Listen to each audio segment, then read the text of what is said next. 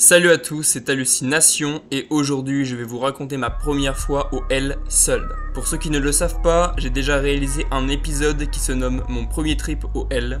C'était effectivement ma première fois avec cette substance que j'ai vécue avec mon ami Mathis sous 100 microgrammes chacun. Si ça vous intéresse, elle apparaît en haut à droite de l'écran. Dans cet épisode, je vais dire L ou acide au lieu du nom complet de la molécule afin de ne pas me faire repérer par le bot YouTube.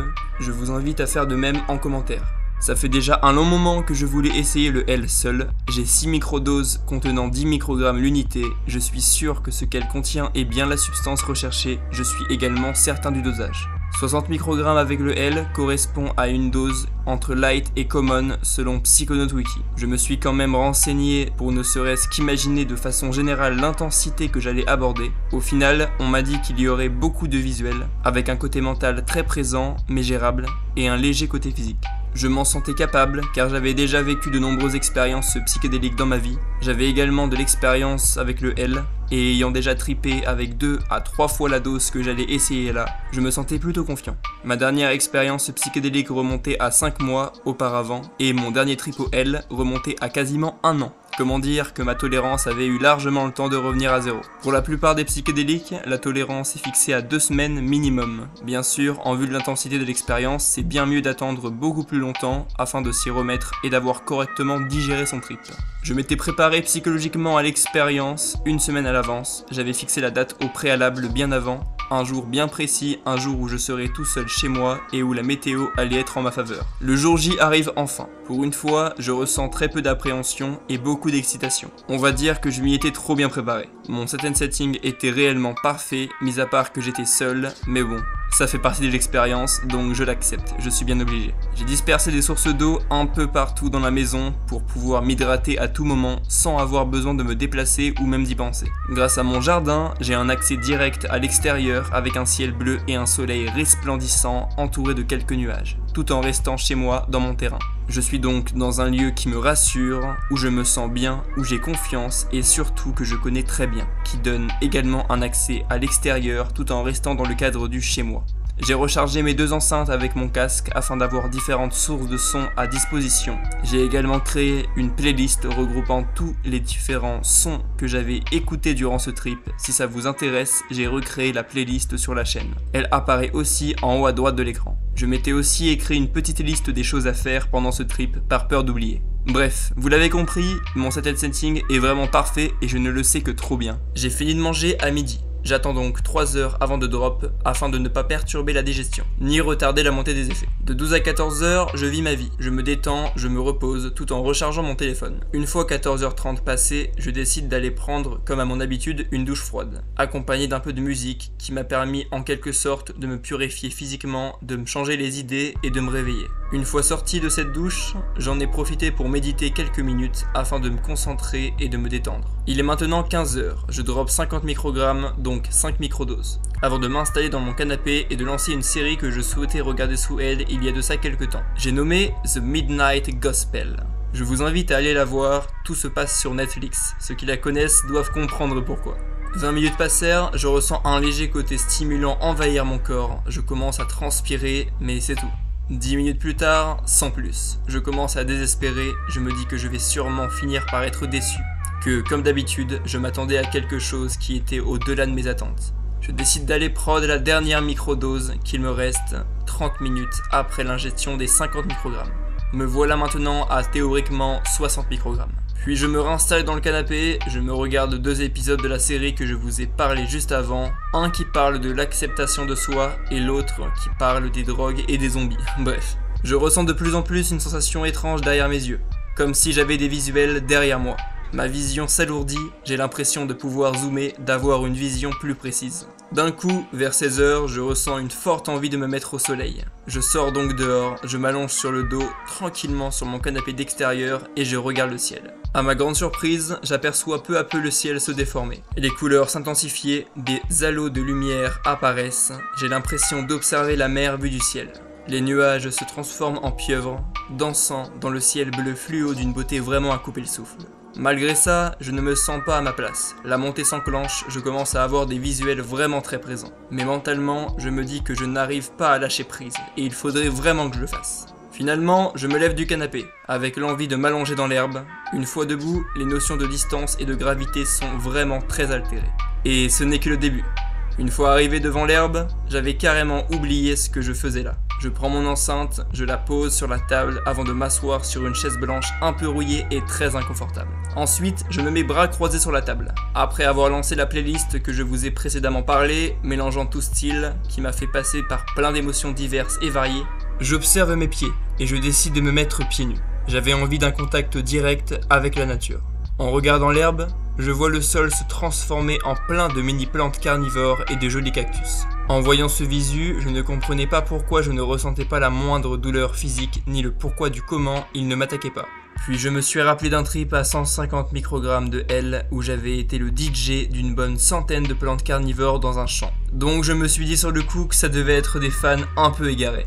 De ces visus qui peuvent paraître effrayants, je n'apercevais même plus ma jambe. Elle s'était totalement fondue dans le décor. On aurait dit un bâton rétractable beige. De mon point de vue, elle faisait elle-même partie du sol, elle ne m'appartenait plus. Je relève la tête et je vois des milliers de fractales envahir la surface des murs, présents sur mon champ de vision, accompagnés de plein de petits œils verts, rouges et violets qui m'observent très attentivement. Malgré ça, je ne suis pas gêné. Leur présence n'est pas négative, ils ne sont pas là pour me faire peur. Sans avoir fait gaffe, beaucoup de temps était passé. J'avais l'impression qu'il était déjà 19h, mais non. Il n'était qu'en réalité 17h. Seulement 1 heure était passée depuis les réels premiers effets. J'étais encore loin du pic, mes pensées ne défilent pas forcément vite, mais à chaque idée sortie tout droit de mon imagination, je vois d'abord le positif, puis le négatif, et enfin je m'interroge sur lequel est le mieux. Est-ce qu'il pourrait y avoir d'autres options? Je passe donc par divers états à chaque pensée. La joie, le positif, l'angoisse, le négatif et l'interrogation. J'étais en plein dans un cours de philo. Ma playlist tourne et je tombe sur une musique vraiment incroyable. Glue Trip de Elbow Pain. À ce moment-là, je ferme les yeux, tête vers le ciel, je m'empare alors d'une grande euphorie, je m'extasie vraiment sur cette musique. C'était jouissif. Je rigolais avec le plus grand des sourires aux lèvres, comme si j'avais réussi l'impossible et que j'étais devenu le maître du monde. Depuis longtemps, je voulais essayer la méditation psychédélique. Je souhaitais méditer sous elle. L'occasion se présente donc enfin. Je commence à me concentrer, je ferme les yeux, j'inspire tout doucement et au bout de 2 secondes d'inspiration, je me tape un énorme fou rire incontrôlable. Je décide de me reconcentrer, je reprends mes esprits, j'inspire à nouveau, cette fois-ci je tiens plus longtemps. Non pas 2, mais 4 secondes avant de me taper un autre gros fou rire. Mais j'étais déterminé, alors j'ai recommencé en continu jusqu'à tenir 10 réelles minutes à méditer sous elle sans aucun fou rire. Mon rythme cardiaque ainsi que mon souffle étaient très élevés en termes de rapidité. En méditant, j'essayais de ralentir le système, de me canaliser. Je pense que les fous rires étaient une façon d'exploser, de libérer toute cette énergie. La méditation est maintenant terminée. Fier et content d'avoir réussi, j'aperçois mon chien qui vient me dire bonjour. J'avais beaucoup d'empathie envers elle, et aussi étrange que cela puisse paraître, je n'avais pas la moindre hallue quand je la regardais. Toutes les 10 minutes, je regardais l'heure sur mon tel. Ma notion du temps ainsi que ma mémoire étaient vraiment altérées. 1 minute passait comme 10. Je commence peu à peu à me rappeler qu'à la base, j'étais venu ici pour m'allonger dans l'herbe. Je décide donc de me lever pour aller aux toilettes. En vous épargnant les détails, je vous laisse imaginer l'épreuve que c'est de pisser sous elle. Quand je tendais mon bras et que je regardais ma main, j'avais l'impression qu'elle ne m'appartenait plus. Je perdais donc tout contrôle. De plus, ma perception sur la gravité était vraiment floue. J'avais l'impression de tomber en continu alors que j'étais vraiment très stable, assez compliqué à expliquer. Sorti de cette expérience aux toilettes, malgré tout très euphorique, je monte à l'étage pour changer de t-shirt car j'avais énormément transpiré. Je montais les marches sans trop de difficultés, mais pour les redescendre, c'est autre chose. Je commence à me dire que vu mon état, je pourrais mourir à tout instant dans cet escalier, que c'est très dangereux, j'en rigole tout de même, tout en étant conscient du danger. J'ai l'impression de mesurer 3 mètres, l'escalier se met à changer de couleur, il devient orange, puis rouge, rose, vraiment satisfaisant à regarder. J'étais en plein dans un cartoon. J'arrive en bas, sans difficulté, finalement, je m'en sors bien. Sur ma liste, je me souvenais avoir noté d'essayer de boire un Monster rose. Je le sors du frigo, le pose sur une table, avant de le verser dans un verre. J'avais très peur que le Monster se renverse, pour moi la surface de la table bougeait et n'était pas stable ni droite, en plus je la voyais fondre. Je garde donc le Monster dans ma main afin qu'il ne tombe pas. Mais j'avais l'impression, comme plutôt aux toilettes, que je ne contrôlais pas tout mon bras, que le libre arbitre était différent, que j'arrivais à prendre chaque décision instantanément, ce qui engendrait un manque de contrôle et de force. Mes mouvements étaient vraiment parfaits, mais je gardais l'impression qu'à tout moment, ils pouvaient devenir brusques et incontrôlables. Je bois 1, 2, 3 gorgées, je n'arrivais pas à boire doucement. J'ai même dû avaler de travers au moins 3 fois d'affilée. Le goût, lui, était vraiment incroyablement savoureux. À chaque fois, après avoir bu, je me disais « c'est la dernière » et j'en reprenais une. Enfin, je vais m'allonger dans l'herbe. J'avais une vue directe sur le ciel. J'étais bien installé, j'avais toute la place possible, je pouvais vraiment m'étaler dans cet espace vert. Et à la fois, j'avais peur. Peur que les voisins me regardent. J'étais extrêmement parano à l'idée qu'ils me voient. Donc, toutes les 2 minutes, je regardais vers chez eux pour voir si je ne voyais pas une tête dépassée. Finalement, je n'en ai vu aucune, ce qui est très bien comme ça m'a quand même bien perturbé. À cause de leur potentielle présence, ça a sûrement gâché une partie du trip. Je regarde donc le ciel, émerveillé devant ces nuages qui se promènent chez eux. Dans ce vaste étendue, ils commencent tous à se rassembler et à former une véritable cité des nuages. Incroyable, j'arrivais à discerner chaque étage, chaque détail de cette cité des cieux, qui finit par s'en aller, dépassé par l'espace disponible dans mon champ de vision. Au bout d'environ 30 minutes à faire face au ciel bleu qui s'étendait devant moi, je me relève. Et une fois debout, je constate que je suis sûrement au pic. Les visuels étaient vraiment très intenses, entre les fractales d'une complexité impossible à décrire qui comblait toutes les surfaces, accompagnés de nuances de couleurs qui changeaient en continu. C'était d'une beauté, d'une complexité, ces alus étaient armés de détails, je ne pensais vraiment pas qu'une dose si légère pouvait m'accorder autant de visuels et de ressentis. Je commençais à remarquer quelque chose qui m'interpella. J'avais l'impression que mon esprit, que mon moi intérieur volait, comme s'il était en lévitation.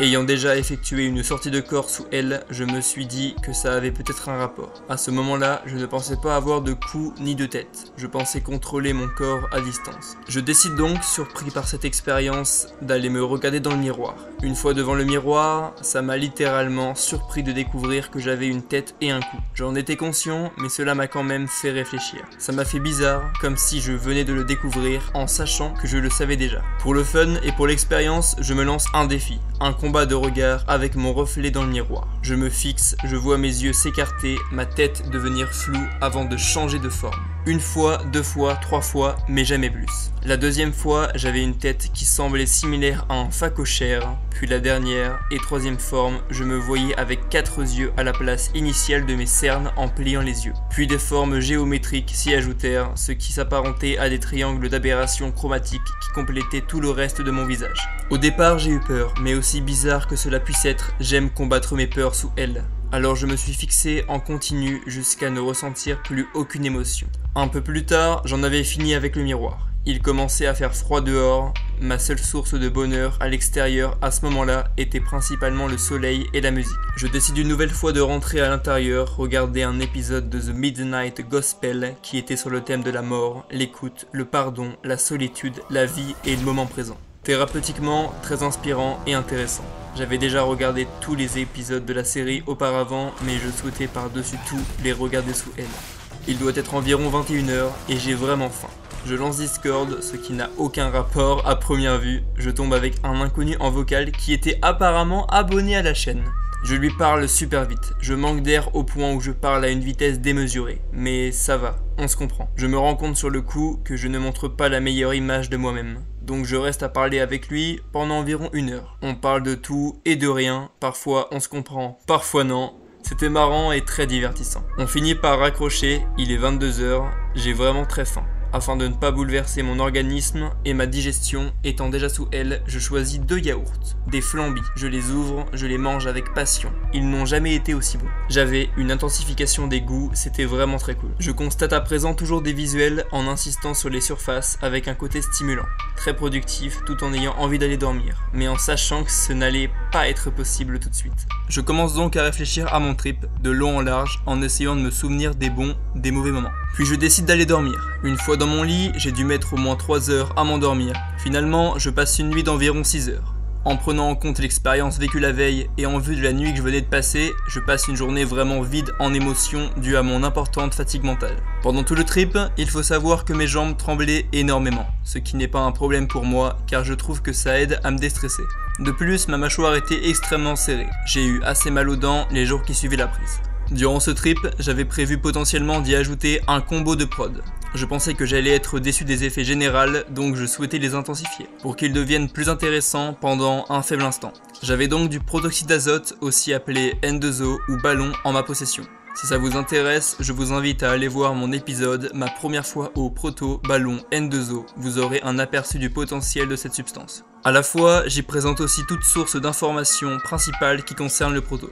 Finalement, je ne les ai pas utilisés, c'est comme si que le L lui-même me disait de ne pas le faire. Les effets étaient plus que suffisants et bien plus auxquels je m'attendais. Afin de ne pas créer de toxicité supplémentaire, je décide de ne pas y toucher. Le surlendemain, je me sens beaucoup mieux. Avec aucune envie de reconsommer, je ressens de la joie due à la bonne préparation ainsi que de la réalisation du trip en lui-même. À part ça, ce trip a été très peu intense mentalement. Comparé à mes autres expériences avec le L à un dosage bien plus élevé, quasiment aucune chose m'ont réellement impacté après la prise dans ma vie personnelle. Mis à part les différentes musiques écoutées lors de ce trip, qui ont eu une influence positive sur moi-même les jours qui suivent. Les réécouter me fait ressentir le bonheur et toutes les émotions présentes que j'ai ressenties quand je les ai écoutées sous L. Ce trip report est à présent terminé. Ça a été compliqué à certains moments de correctement s'exprimer, afin de faire passer le plus de détails possible, tout en restant compréhensible. N'hésitez pas à venir me rejoindre sur l'Instagram de la chaîne, c'est la meilleure solution actuelle pour me contacter. Vous pouvez également m'y envoyer vos trip reports personnels, j'en ferai sûrement une vidéo si je trouve votre expérience pertinente et intéressante aux yeux de la chaîne.